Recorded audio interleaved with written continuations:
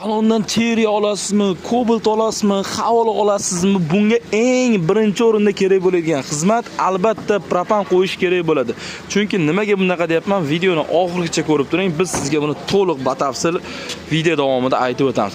Propanni plyusga keladigan bo'lsak, Actam 95 va 95 dan yuqori suyuq gaz bo'lganini hisobiga motorga ideal ravishda tushadi.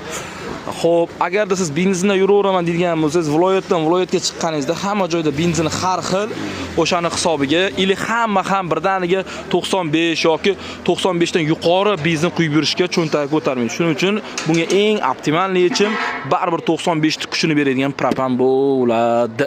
Faqatgina siz tanlovni to'g'ri qilishingiz kerak. Ustanovkani ideal qilib, ustanovka qilsangiz shu holatda ideal yuradi.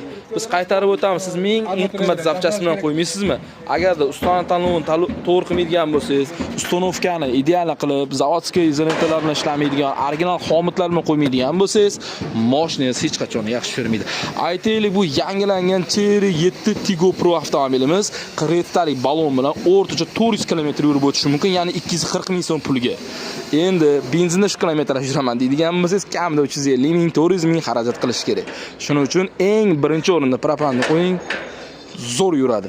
Faqatgina siz mana shu ustanovkalarimizni, bizda video obzorlarimiz butunlay hammasini ko'rib chiqing, hammasini farqini ko'rsatganmiz. Ya'ni bizga kelgan vaqtingizda mana zapchas mana bu joydagi, bu buyog'dagi deb qo'lingizga ushlab ko'rsatamiz zapchasni. Ya'ni yolg'on umuman yo'q. Kimgadir shunaqa ishonchli va sifatli va xizmatlar kerak bo'lsa, Sirdorim aytangiz, doim sizlarga yaxshi taklif qiladi. Bu tomonda ham bitta Cobalt avtomobilimizga ustanovka jarayoni ketmoqda. Bu videoni barcha propan yoki metan qo'ymoqchi bo'lgan va salondan yangi mashina olganlarga yuborib qo'ying. Ha, aytgancha, ko'pchilik aytadi, ya'ni salonda yangi oldim, sraz qo'ysa bo'ladimi?